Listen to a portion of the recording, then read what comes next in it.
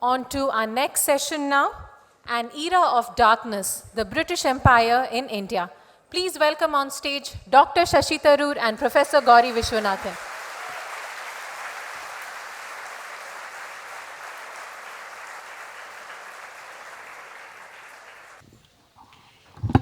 So it's great to be here with Shashi Tharoor, who truly needs no introduction to most people in this audience. Currently a second-term Lok Sabha MP representing the Thiruvananthapuram constituency. He's had a distinguished career in public service, both in the government of India and in the United Nations in New York, which is where I first met him. And at the UN, he served as Under-Secretary General under Kofi Annan's leadership. He has somehow, and I really would like to know how he has done this, but he has somehow always managed to find time in his busy career to write numerous books, among which are the great Indian novel, India from Midnight to the Millennium, and Pax Indica, India and the World, and India Shastra. His latest book is An Era of Darkness, the British Empire in India, which is what we will talk about this morning. So Shashi, this is a highly readable, absorbing book, which makes a sustained argument about the deep-seated harm caused by British colonialism in India. The title, Era of Darkness, obviously echoes V.S. Naipaul's Area of Darkness. Did you see yourself writing back to Naipaul's grim depiction of post-colonial India to unpack, as it were, the causes that contributed to making India a wounded civilization, as Naipaul termed it?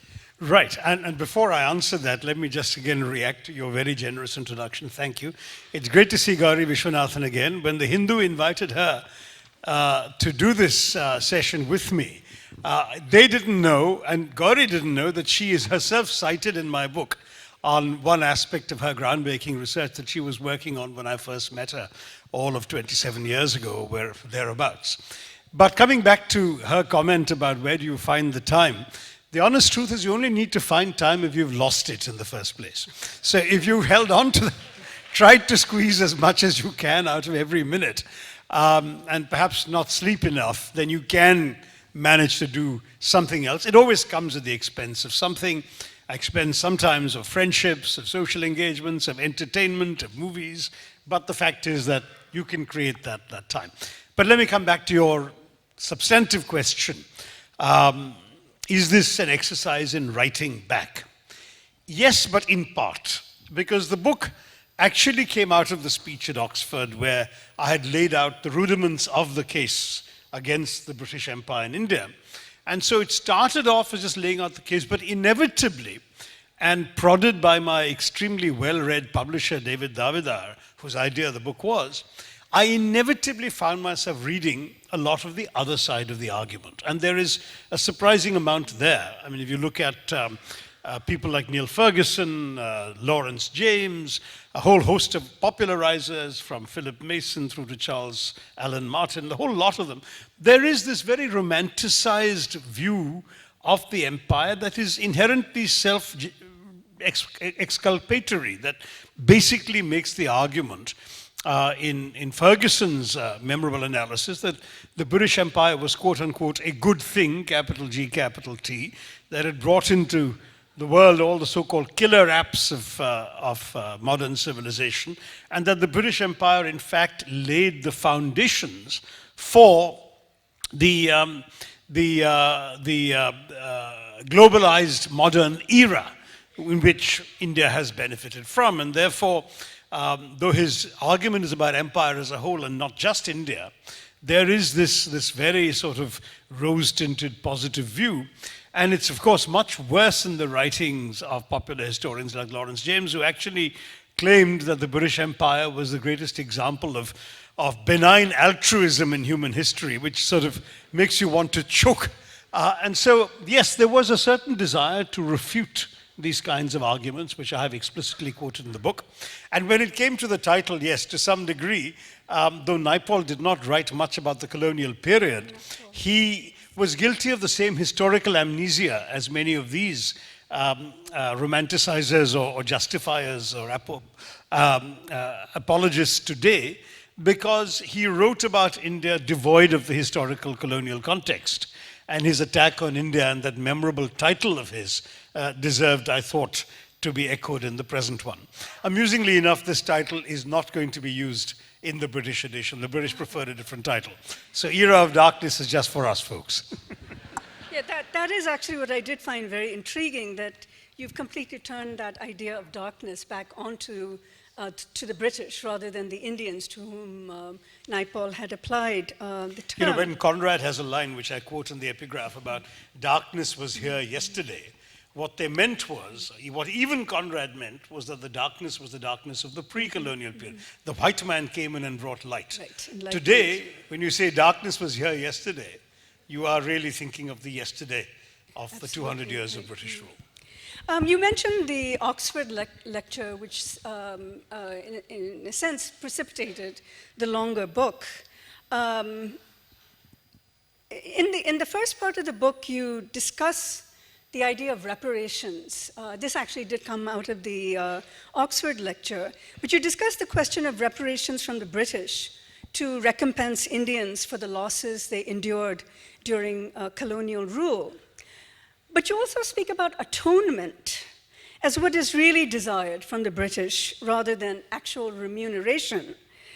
Your reference to atonement brought to my mind Edward Thompson's powerful call in his 1926 book, The Other Side of the Medal, in which he made a call for Britain to recognize the harm it had inflicted on the peoples it colonized. Now, of course, we all remember Edward Thompson as a missionary who spent considerable time in India, was a friend of Tagore, though they had a contentious relationship. But it was unusual for someone at that time to make that argument about Britain having to recognize the moral injuries it had committed upon India during this period of colonization. There are obviously religious overtones in Edward Thompson's use of the word atonement. But in your use, there is actually a moral rather than a religious emphasis. And I'm interested to know how you would like to see British atonement expressed if such a gesture is to be more than purely symbolic. Right. Well, to some degree, you can't avoid the purely symbolic, but let me address all the aspects of that very interesting question. First, on the reparations part, even in the Oxford debate, I did not make much of it. It happened to be the topic the students had assigned to the debate, so one was stuck with having to take it into account. But I said even in the debate that it's difficult to quantify the extraordinary amount of damage done by the British, and that I'd be content with a symbolic £1 a year for 200 years, just to make the point that something was owed to India. But, you know, frankly, when my speech went viral on YouTube and so on, an Indian journalist actually sat down and calculated what would be a fair sum of reparations. And he came up with a figure so astronomical, about £3 trillion sterling, which is equivalent to the entire UK GDP, that it confirmed my argument that that any credible sum of reparations would in fact not be payable. But equally, any payable sum would not be credible. So why go in for this reparations argument? Even my £1 a year, no finance ministry would want to administer it on either side of the equation. So I said, let's move away from a monetary argument into a moral argument. And well, Gauri is right, it is moral rather than religious. And I'll open a parenthesis here about her last comment and say that though I haven't read The Other Side of the Medal, Thompson was actually representative of quite a strong streak of disapproval of British colonialism throughout the colonial period. A lot of it was explicitly religious. I've quoted extensively because I read his writings. William Howlett, the preacher who in the 1830s condemned the East India Company in terms that are absolutely uncompromising and deeply, deeply religious and moral. But equally, you know, Charles Andrews in the 20th century, contemporary of Edward Thompson's, and his association with Gandhiji. So there's a religious element. But then if you go as far back as the House of Commons debates on Warren Hastings' impeachment, you find a secular condemnation of the East India Company in rather dramatic words. I've quoted, for example, the speech of Sheridan. I've quoted some things, some of the points made by Burke. These were people who were not particularly religious, but who saw the evils and the wrongs being perpetrated by the company in their rule in India. So I would argue that there is evidence throughout the period, and I've quoted quite a bit of it, that there were Britons who had no illusions about what the East India Company and subsequently the British government were up to. And I even delved into some House of Commons testimonies from the 1850s before the mutiny. Testimonies by administrators, British administrators in India, going back and testifying in the House of Commons. The British actually got more hypocritical and more dishonest about their own motives as the 19th century wore on. But then only the religious ones were left to tell the truth. But still, there was always this current. That's the parenthesis. But coming back to the moral argument, I suggested that atonement could take two forms. One is, very simply, an apology. And there are two very important precedents that I've cited in the book, and many of you can think of others. One is Willy Brandt, the Social Democratic Chancellor of Germany, sinking to his knees at the Warsaw Ghetto in 1970 in apology to the Polish Jews in particular and the Polish people in general for the atrocities committed by the Nazis. Now, the interesting thing is that Willy Brandt, being a social democrat, was totally innocent of any taint of the Nazi atrocities himself. In fact, social democrats like him were subject to persecution by the Nazis. And yet, as head of the German government, he felt it was his duty and responsibility to convey that sense of apology. I thought it was a very powerful gesture. And the more recent example from last year is that of the Canadian Prime Minister Justin Trudeau, who apologized to the people of India for the Komagata Maru incident 100 years earlier, in which this Japanese ship, the Komagata Maru, laden with Indians fleeing the British Raj, was turned away from the port of Vancouver. And pretty much everyone on board met a grisly death, either on the high seas or at British hands when they got back. And the fact is that that the Canadians didn't shoot anybody themselves, and Trudeau, again being a liberal, and a century later one could argue he had no obligation to apologize, but he did. And I thought the gesture of a Canadian Prime Minister in Parliament, by the way, apologizing to the Indian people was a magnificent gesture. Now, these two examples suggested to me that if a British figure of consequence, ideally the Prime Minister or a member of the royal family, were to come to one place, and I thought Jallianwala Bagh would be the best example. The centenary of Jallianwala Bagh. The centenary of Jallianwala Bagh is just a couple of years away. It was 1919. It was definitely the single worst atrocity of the Raj. There were many, many atrocities, and I've mentioned a lot from the Vellore massacre to the 1858 reprisals. But the Jallianwala Bagh, everything about it epitomized the worst of the Raj. The brutal killing of unarmed and frankly, not just unarmed civilians, but men, women, and children. There were a lot of children killed. The absolutely ruthless manner in which Daya carried out his, he had proclaimed a ban on public assembly, but these people had come for Baisakhi and had not heard of the ban. So they were not even actually guilty of an infringement when he shot them. The manner in which he did it, assembling his troops near the gate, which was the only exit from the Bagh, so that he would have easier targets. Practically no bullet failed to find a target. The racism and brutality that followed, when for 24 hours he would not let anybody enter to tend to either the dead, the dying, or the wounded. They were lying there moaning without even water for 24 hours. Then his rule that every Indian would have to crawl on their bellies on a street outside, and that if they so much as raised their heads while crawling, they would be hit on the head by British staves. I mean, lathis. Example after example like this. And then after all that, the British actually raise a collection for him and reward him handsomely to the tune of today's money, £250,000 sterling, for his act of massacring Indians. And Rudyard Kipling, that flatulent voice of imperialism, called him the man who saved India. So it was not just the brutality and the racism and the cruelty of Dyer and the British that epitomized what was wrong with the Raj. It was the subsequent behavior, the gratuitous viciousness, the racism of the regulations, and then the justification and support for him by the people of Britain that made this a collective sin and not just a one-off. And therefore, there could be no better place for an apology than then in 2019. I hope they do that. Do you think such an apology would ever happen? No.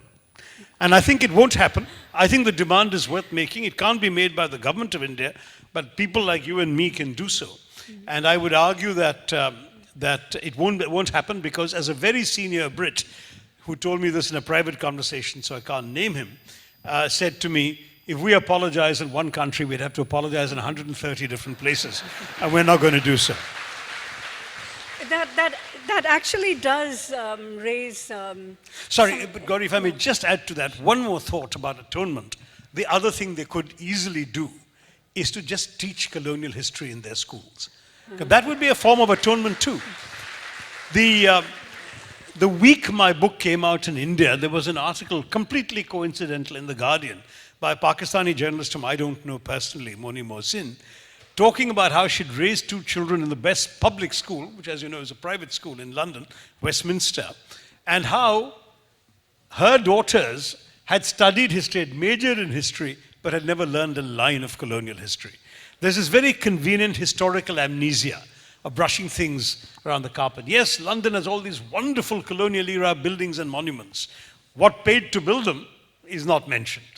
And this is ultimately something that they could do. In fact, after my Oxford speech, somebody asked the leader of the Labour Party, Jeremy Corbyn, and he did say, yes, we should start teaching the truth in our schools. But I don't think they'll do that either. Isn't it Salman Rushdie who said British history is what always happens outside Britain?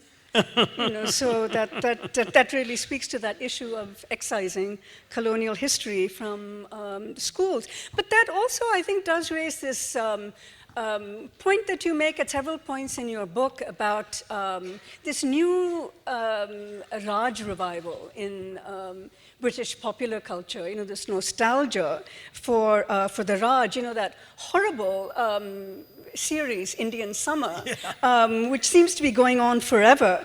But it's in the tradition of Jewel in the Crown and Far Pavilion. So in my view, it actually echoes a lot of the deep cynicism of George Orwell's Burmese days, just in the kind of the crude depiction of the governing classes. But I wanted to ask you what your take is on this persistent nostalgia. Do you see it as a reflection, in fact, of Britain's current weakness as a global power, so that the weaker Britain becomes, the more it turns towards this past history? Absolutely. Actually, it's a very interesting observation which had not occurred to me, and I haven't said it in the book. But yes, I think as sort of the tawdry contemporary reality sinks into people's consciousness, I think you're right that the past, the allure of the past somehow grows correspondingly in people's minds. I do cite a Gallup poll in Britain in which a startling percentage of people, I don't have the exact figure in front of me, but something like 39% say they'd love to have the empire again.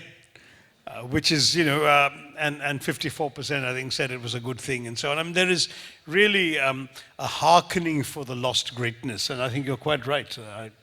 I haven't made much of it, but it isn't coming back, as they should probably realize. But it was a very good thing, well, from their point of view, while it lasted, because they came in for the money, let's be very honest. The East India Company was in it for the money. And they made it and stole it and taxed it and expropriated it and sent it back home in spades for the following 200 years. And that's essentially what the colonial enterprise was fundamentally all about. All the sort of ex post facto justifications after the 1857 revolt, which talked about, governing for the benefit of the Indians and so on, was utter cant, as documents that have since emerged, ranging from Lord Lytton's reports back to Britain, right up to a British Home Secretary I've quoted from the 1920s, show that behind closed doors, the British had no illusions about why they were in India and what they were doing there. And the rest, all of the stuff that was said outside, was purely for external consumption. We shouldn't believe their propaganda.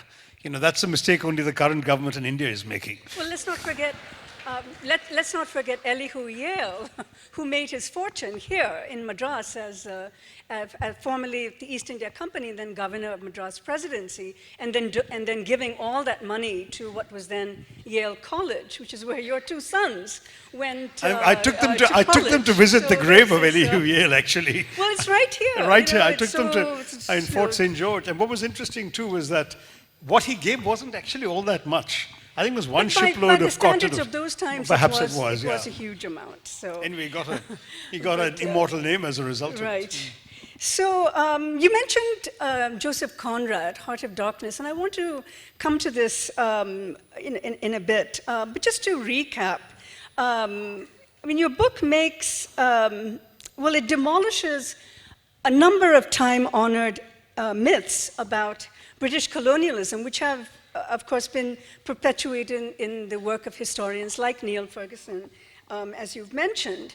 And just to recap, the first one is that Britain gave India its political unity, and second, that Britain gave India its democratic and pluralist character, and third, that Britain modernized India, from all of which we can conclude that British rule was benign. And you take each of these points and you dismantle the foundational premises. I want to go back to a very highly charged exchange in the 1980s that took place between two well-known critics, Connor Cruz O'Brien and Edward Said. And the topic of their discussion was comparative colonialisms. Now, Connor Cruz O'Brien said no matter how bad British colonialism was, Belgian colonialism was far worse.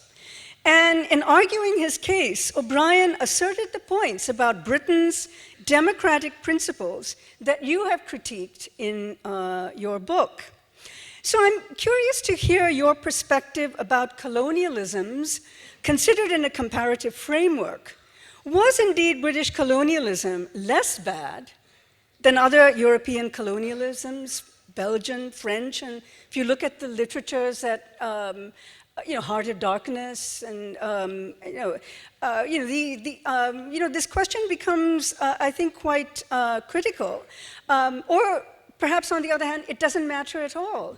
So if we put British colonialism within the context of European colonialisms, how might that change your argument, if at all, or if not? Well, it wouldn't change the argument, but it depends on what categories you want to, the prism through which you examine all this. The Belgians were undoubtedly worse because they were absolutely murderous, rapacious. I mean, they were, in many ways, sort of the East India Company writ large 100 years later kind of thing. Terrible, terrible. And the Congo suffered grotesquely under Belgian rule. So one doesn't want to expiate any of these colonialisms. But if, for example, you look at the French approach, the assimilationism of the French, I find it quite striking that, and I've, not read nearly as much about all these other colonialisms as I have about the British, but it's very striking that you would find little French children, I beg your pardon, you'll find little Vietnamese children or Senegalese children dutifully reciting in school, Nos ancêtres les Gaulois, our ancestors the Gauls, because they were taught to internalize the myth that they were part of the great French nation. And I have read accounts, contemporary accounts in the 30s and 40s, by journalists meeting sort of large black Africans who, when asked where they were from, would stand up and say very proudly, Moi, je suis français, I'm French. Whereas no Indian, right up to 1947, even if he was living in England, could say, I am British. They were simply not entitled to. They were subjects in Niraj Chaudhry's unwitting formulation. They were subjects, never citizens. And that sort of, so if you think, for example, that assimilation, cultural assimilation is a virtue because it is more benign than blatant racism and separation and de facto apartheid, then clearly the French system would seem to be superior. Now, though obviously, you can talk to many people who had been colonized by the French, or at least their descendants, and they'll tell you that being run by foreigners is just as bad, whether it's French or Indian. But certainly, I think they went much farther in cultural assimilation than the British ever intended to or wanted to. Then if you look at things like intermarriage, the Portuguese were no less cruel when it came to the ruthless enforcement of their rule, but they had absolutely no prohibition on racial mixing. And so the Portuguese routinely married into colored families, whether it was in Africa or in India, and vice versa. And an entire mestizo community grew up in Portuguese colonies, one of the interesting results of which is today the Prime Minister of Portugal is of Goan descent, and is visibly so. He looks more Indian than he looks European. So the fact is that, again, if that's a virtue, then you contrast that with the relegation of the Anglo-Indian community, which really they were a very, very tiny minority because there's only the British other ranks. After about the 1820s, 1830s, when the fishing fleet of white women started coming to India, no longer were any of the officers allowed to, expected to, or encouraged to take Indian wives. Whereas, say, from about 1750 to about 1820, it was a common practice, relatively speaking. Thereafter, it wasn't, and the racism was very deeply entrenched. By comparison with, as I said, what happened, say, in the Portuguese colonies. So it depends on which angle you want to look at. All colonialisms were bad. All of them were cruel, extractive, were focused on their own benefit, were focused on their own profit. But having done all of that, the fact is that in each of these specific categories, there were ways in which one was better than another. I think it's an interesting point about assimilation, the forcible assimilation, perhaps in the French context, whereas in the Indian context, and this really goes back to the Orientalist policy that was adopted, the promotion of Indian languages. This is, we're talking about before Macaulay. So that, William Jones, Hallhead, the kinds of translations that were promoted, that were encouraged, would seem to suggest that there wasn't this attempt to assimilate, to erase languages. So I think at one level, as you say, I agree with you that it really depends on the framework that one is using, whether one is talking about, ideas of cultural representation, the exercise of cultural power, or whether, in fact, political power is exercised to the extent that the expression of individual sentiment is completely suppressed. The question that I'm sort of moving towards, it actually connects a little even further into the post-colonial context, because one very important strand of your argument is that the syncretism of the pre-colonial period was displaced by systems of classification that fixed identity and created divisions under British rule that may not have existed earlier.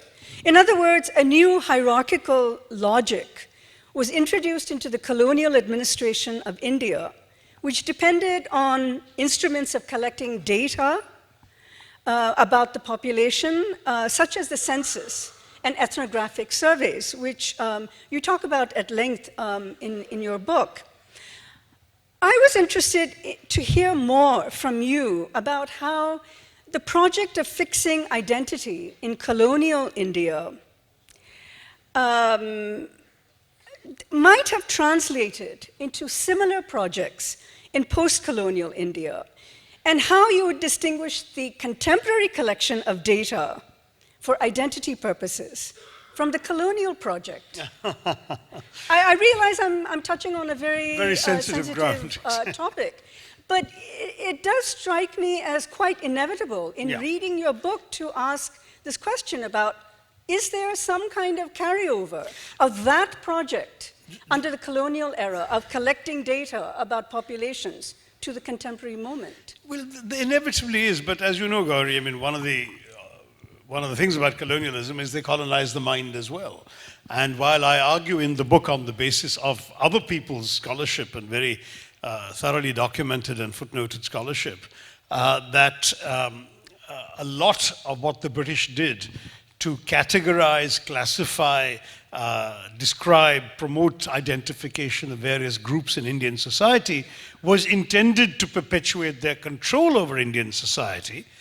The result was that people began to identify themselves along these categories. There's been a lot of very good work that has demonstrated, for example, that while we may have had castes before the British came, we didn't have a caste system in the way in which the British essentially concocted it and imposed it upon us. That the whole Chaturvarna concept never existed throughout India as the British pretended it did. That Hastings' original decision to get a bunch of Brahmin Pandits, a dozen of them, to sit down and write what was called the Code of Gentoo Laws, which then laid out what was supposed to be correct orthodox Hinduism, whereas in fact, arguably, a lot of these were just what these chaps wanted it to be, but that the practice had long diverged from the theory. I mean, Manusmriti had been written, whatever it was, 2,000 years earlier, but everyone did not live along the codes of the Manusmriti. There's no evidence that they did. In fact, there's plenty of evidence to the contrary. But the Brahmins essentially codified all this, and the British decided that if you are Hindu, this is what you shall be, this is the system you shall follow. Caste, similarly.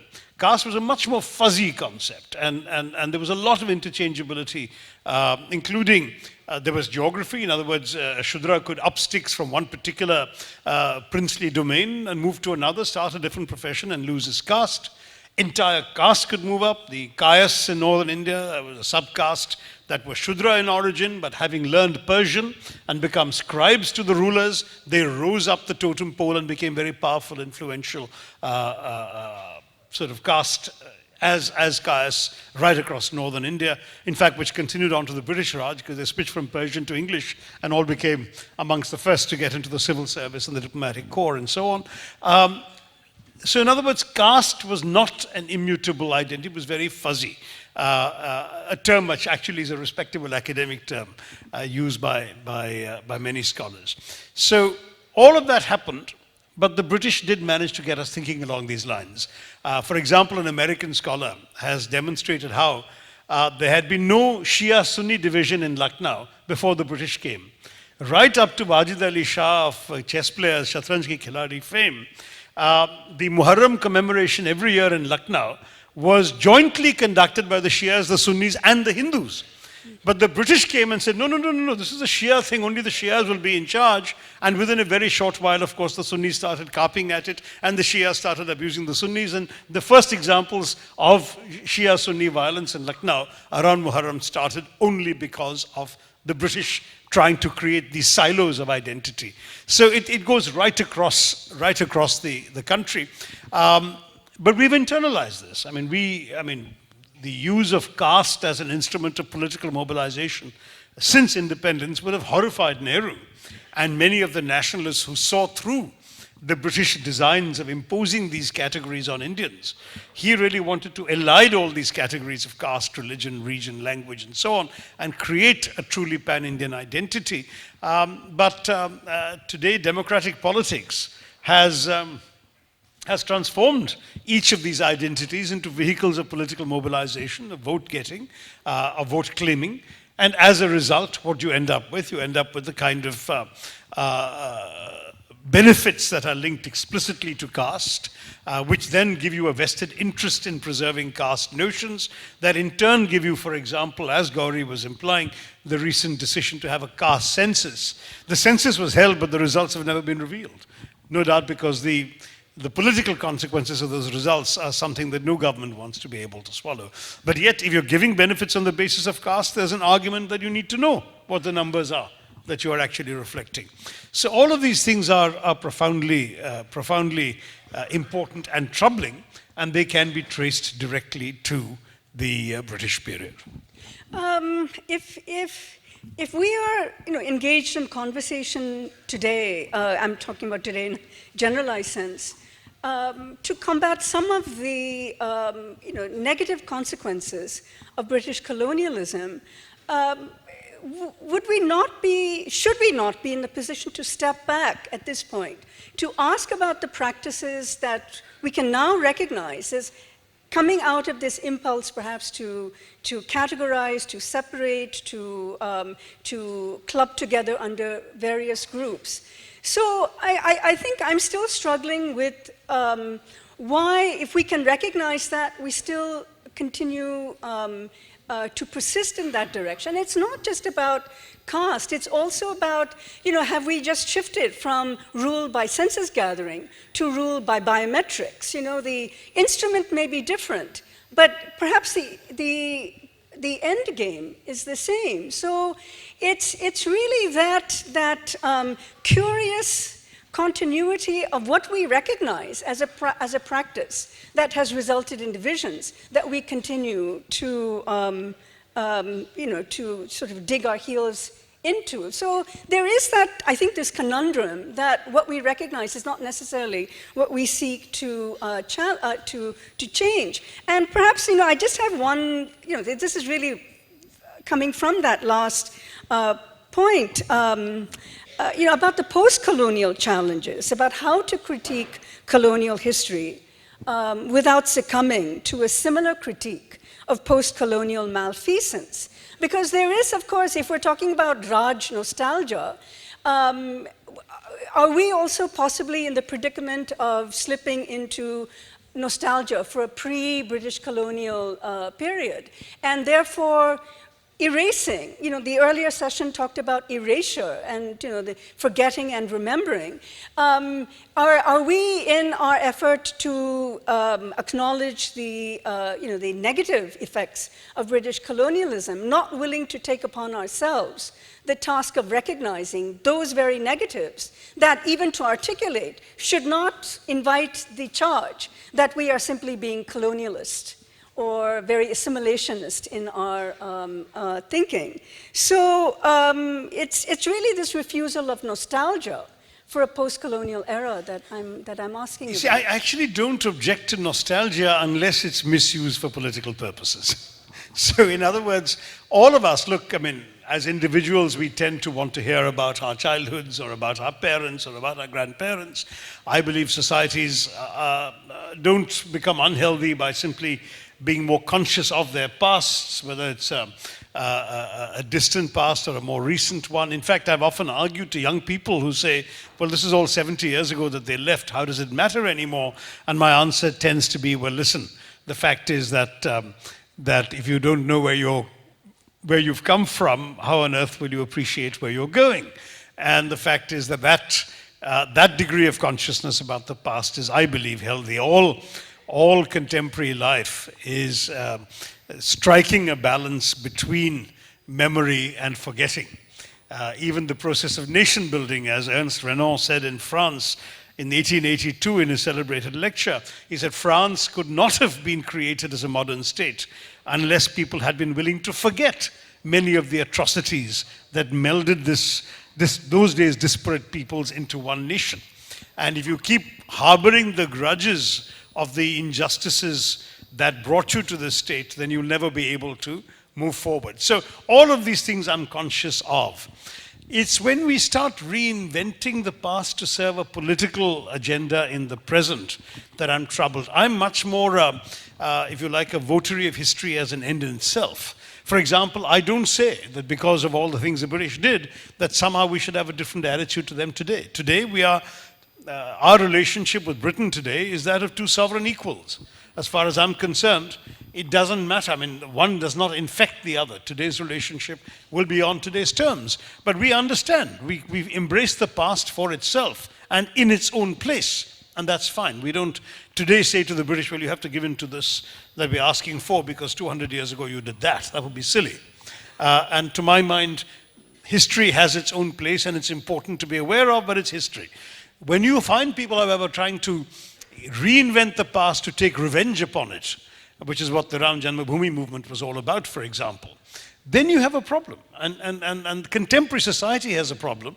And contemporary inheritors of the past are expected to bear the burdens for wrongs either done or allegedly done by their forebears for which they are not in any way responsible. So I'm sorry if I've given you such a theoretical sounding answer, but my answer really is that yes, let's study the past, let's embrace the past, let's value the past, and keep it in the past. Thank you very much. We have some time for questions. I have a contrary data. You said the caste system was not manifested during the British time, but 1878, the erstwhile collector of Chengalpet, British collector, his name is Tramin here, he has written a 100-page report to the erstwhile Board of Revenue requesting land for the pariahs. The report is called the Conditions of Pariah in Chengalpet district. And this is corroborated by another historian called Ayodhidasa Pandidar, who had also written about the condition of the Dalits in those days. So caste has already manifested, deep-rooted and practiced throughout, I think, Tamil Nadu, and because we have all the evidences. So what you say, I think, may not be true in the case of Tamil Nadu at least. Shivakami, that's a very important point. I'm glad you gave me a chance to talk about it. The oppression of the Dalits is a historical fact throughout India and went on for perhaps 3,000 years. But my argument is you don't need to go to the expense of being colonized and the trouble and horrors of being colonized in order to reform your own society. I would argue, for example, that whereas someone like Mahatma Phule was very much a product of a British education, and to some degree Dr. Ambedkar as well, and they were the ones we think of, particularly in northern India, as having given voice to the injustices being suffered by the Dalits, and therefore we argue that thanks to the British, the Dalits were able to overcome their oppression. I can turn to the very part of India that I now represent in Parliament, Travancore, and talk to you about Mahatma Ayankali, who did not have a British education, but who, as a Dalit, fought for the rights of Dalits before Phule and Ambedkar, and did so in a completely Indian idiom. So just as he could do it in Travancore in a non-British princely state, so too it seems to me we would have generated reformers without a British collector having to come and point out the injustices. Just as you can see, for example, widow remarriage in Bengal, which is often credited to the British, was really Ishwar Chandra Vidyasagar who did it, by setting the extraordinary example as an unmarried young man of marrying a widow himself. Sati, yes, we give the British the credit because Bentinck abolished Sati, but it was actually Raja Ram Mohan Roy who led the campaign for the abolition of Sati. You needed a British ruler. Because the British were ruling, you needed a ruler who was prepared to approve it. But who says that an Indian ruler would not have? Look at the oppression of women, for example, and then look at the fact that we will be celebrating this year the double centenary of the very first ruler in human history anywhere in the world to legislate and make free and compulsory primary school education for boys and girls. And that was not in America or England or France, it was in Travancore, Rani Gauri Parvatibai. So, you know, we were capable of reforming ourselves. History ensured that the British were in power when some of these reforms came, but it could have been other rulers, enlightened Indian thinkers as well. Sit. Shall I ask you one question, sir? Whoever has the mic, go ahead. Yeah. First, hello, if what you say is true, why are 1.45 million Indians live in UK? And also point number 2 is, the British followed the same policy in Australia, Canada and Hong Kong. They could not damage it. Point number 3 is, whatever you say about some you call romanticizers of the British rule, Ralph Waldo Emerson was not a romanticizer of British rule, but he has written a book, English Traits, which says totally against what you have said in your book. Okay, well, first, on the Indians living in Britain, the answer was best provided by an immigrant during a demonstration in London who held up a placard saying, "We are here because you were there." I mean, that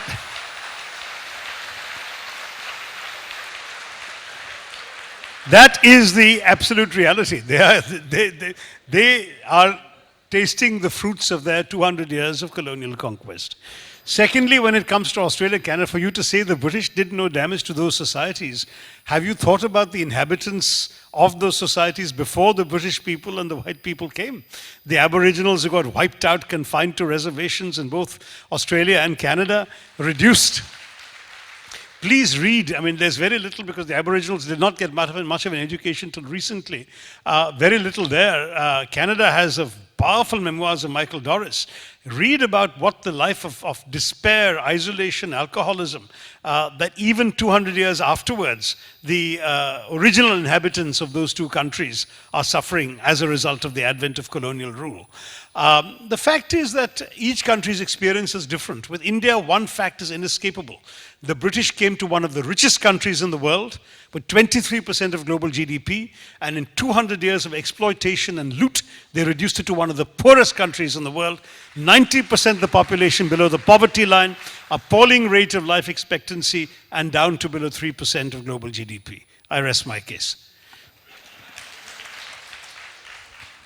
Sir, what are your views on the fact many of the laws enacted during the British rule, especially on the personal codes and laws, are still continuing and giving us an impact even as a democracy?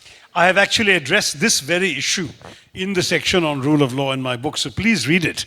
I deplore very much the imposition on Indian culture of the Victorian moral and criminal code, drafted, by the way, in 1837 by Macaulay, sitting behind high walls, not had any contact with the actual practices of Indian jurisprudence. Enacted 24 years later by the British in 1861 and still carried on today. Fortunately, last year, President Pranab Mukherjee finally called, as I have been calling in Parliament for some time, he called for a complete review of the Indian Penal Code. It may be too late, again, because we've internalized a lot of the habits and practices. But I have gone into some detail, everything from Section 3.7 to the laws on women, to adultery, to sedition. All of these are completely British Victorian values thrust down our unwilling throats that we have since internalized and are living by. Good morning, Mr. Tharoor. Yeah, firstly, congratulations for ripping colonial hegemony to shreds. Thank you. Thank you so much. Well, do read the full book because we've only touched on aspects of it. Yeah, so I'm just trying to correlate two aspects of your discussion. The first part, you really appreciated Justin Trudeau and the German head of government apologizing for whatever their predecessors had done. And then while concluding your discussion, you got to a point where let the past be in the past. Don't they actually go against each other? Could you just... What I mean is that, for example, in the case of Canada, whether Mr. Trudeau had apologized or not, it would not affect and should not affect India's relationship with Canada today. That's what I meant. But certainly, as far as I'm concerned, the apology was a very fine gesture and will make us as individuals think all the better of him and the government over which he presides. But it will not affect, for example, our trade relationship or our political relationship or whatever. It may make us well disposed towards them, and that's fine. But it was actually a worthy thing to do for its own sake, in its own right, and in its own place. That's my point. I believe Sir, we're asked to when conclude. will you write a book on amorous adventures? I haven't understood the question. Did you? I believe they... Your amorous adventures. Can somebody close to the mic just repeat it so I can catch it? I wanted to ask, like, when will you next write a book upon your adventures that you're... My own adventures? Yes. I don't think it would be as gripping as the British adventures in India, or misadventures. One day, we'll see, but not yet. Hello? So, Yeah. I have a question. Yes, sir. What about the scholarship which the British gave us? I mean, from say, William Jones to so many historians. It did give us a superficial sense of oneness. I mean, the oneness was probably there, I don't know, but it did give us. That's one. And the other thing is, Chatur Varna definitely existed far before. It was established, and it existed. As a student of history, ancient Indian history, I can tell you that. It's not the English who sort of course, they made it a little more hierarchical. In Exactly. the sense that the Brahmins And a come little more first. universal. But it goes back to Purusha Sukta in the Rig Veda. I mean, it began then, and Chaturvarna was absolutely. This is a long question, and I'm conscious we're out of time. First, on the scholarship, there was a lot of it. Much of it, one would argue most of it, was motivated scholarship. Jones, actually, I admire. I think he was a bit of an exception. And he was actually healthily cynical about some of the scholarship that his own government was paying for. For example, on the Code of Gentoo Laws and the reification of the Chaturvarna system and so on, he said, I think these Brahmins are busy making up laws as it suits them, and if they can't find it in the scriptures, they will invent it for ready money. But Jones died young, and his cynicism did not survive. But the truth is, I mean, if you take Chaturvarna, for example, it didn't exist in many parts of the country, not quite that form. I mean, if you just take my own community of the Nayars in Kerala, where would you fit them into the system? They were a warrior community. They were matrilineal. They were, in many ways, sort of immigrants into that part of southern India. Complicated. I mean, the subcastes alone was such a bewilderingly dizzy array, and then you've got Srinivas's work on Sanskritization. So let's not see it the way the British did, because the British did it for purposes of classification, categorization, and control. But the scholarship was impressive in all ways except one. Despite being motivated, there was a lot of good stuff that came out, and certainly many Indians might not have been conscious of some of the jewels of our own past had it not been for revival and translation into English, though what use the translation was put to is another area of dispute and discussion. But when you say it gave us a sense of our unity, did you say that? I heard you say that. That is simply not at all accurate, because well before the British, first of all, you got the Vedic reference to Bharatvarsha as the land between the Himalayas and the oceans. Then you've got Adi Shankara coming from my part of India, going all the way up to Kashmir and establishing his mat, going all the way to Dwarka in the west, to Puri in the east. That sense of a civilizational space, which, as the Harvard scholar Diana Eck describes it, the sacred geography of India, established by timeless tracks of pilgrimage, that sense of civilizational unity. I mean, why does somebody sitting in Kerala dream of dying in Kashi? I mean, or taking their ashes to Kashi, or whatever. There is very much a sense of a civilizational oneness right throughout time. And let me stress, it's not only Hindu, because Maulana Azad has written about how Muslims going on the Hajj, whether they were Tamils or Pathans, were all treated by the Arabs as Hindi. Okay, they were seen as emanating from one common, recognizable civilizational unit. Now that is a legacy of 2,000 or 3,000 years, way before the British came in the 1750s. So there's a lot more to be said. I would urge you to read An Era of Darkness, because pretty much all the issues that's come up here have been addressed in the book, and possibly in a little more convincing detail than I could muster in a short conversation. Thank you, Gauri, for your question.